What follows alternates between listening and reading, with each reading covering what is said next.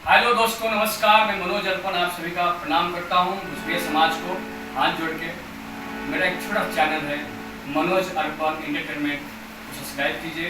आज हमारे साथ बड़े से बड़े हस्ती बैठे हुए हैं बनारस के अंदर और हमारे साथ प्रस्तुत करेंगे सर्वेश यादव जी। बहुत अच्छे सिंगर हैं, आप इनको यूट्यूब पे या कहीं भी सर्च करके देख सकते हैं आप। और तबला वादक में सुशील कनौजिया जी, जो कि हमारे गुरु और हमारे पिता समान है, श्री सुभाष कनौजिया जी के सुपुत्र हैं। उनको मेरा बहुत गहरा संबंध है, पारिवारिक संबंध है। आज उनके मैं घर पे आया हूँ, बहुत अच्छा लग रहा है।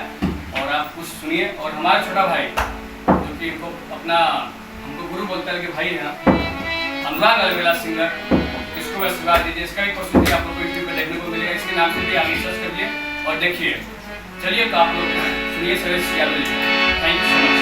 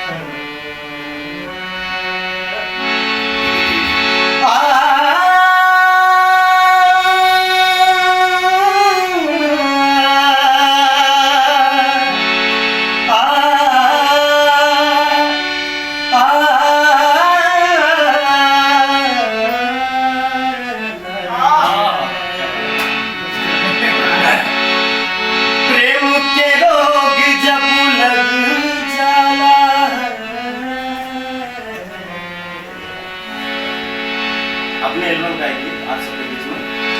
प्रेम के रोग जब लग जाला, यार बिन चैन न आवेला, और दिल के दर्दिया